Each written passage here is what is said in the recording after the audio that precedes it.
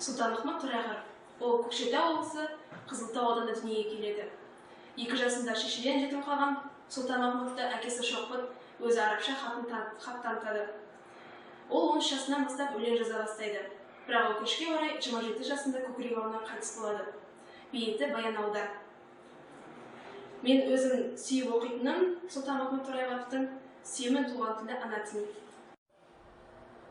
Сүйемін туған тілі ана тілі, бесікте жатқанымда ақ берген білім. Шіретіп жерге түскен өтіне, құлағым сіңген таусыны.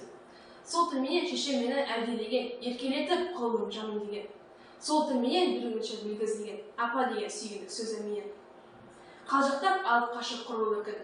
Сол тілменен ойнадым далада еркін. Сол тілменен бірінші сыртқа шыққан, өмірден ең далада аққан көркім.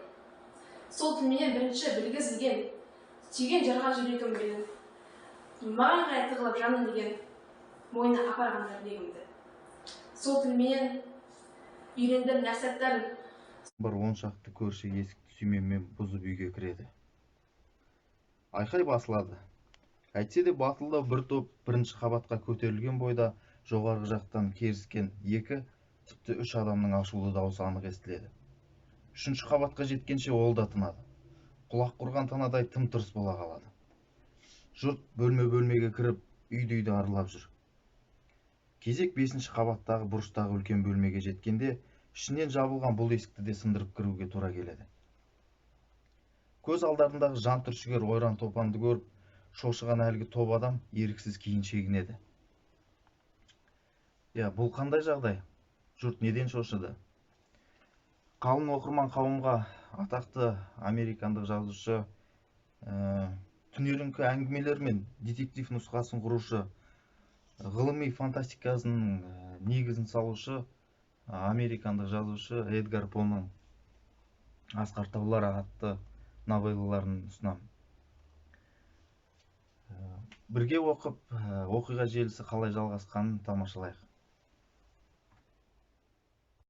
Абралыға. Мен жасымнан көп көрдім мұсылманды кәпірді. Абралыдай көрмедім намаз білмес пақырды. Қирағатын оқытып, көріп едім шатылды. Ниет қыла білмейді, не қылады нәпілді. Намаз шамның артынан құржаң етеді. Жер ұшық берген кісідей тоңқаңдайман етеді. Нәпіл түгіл намазы бәрі желге кетеді. Инне ақтайна кәл-кәусар, пошал дереу күнәкар. Аяғын ойлап айтқаны. Әне шаны күлаптар, осы оқумен намаздың қай жерінде сауап бар. Тегін ойлап байқасаң, мұнда ми жоқ, құлақ бар. Мен сіздерге осы Абай Құнанбаев атамыздың кітабын оқуға кеңес беремін. Көбелек. Бейне жеңіл елбелек, ұшып қонып не керек? Отырған жүн сабақта, тастағандай шегелеп. Жеңіл тектер класта аттанды көбелек.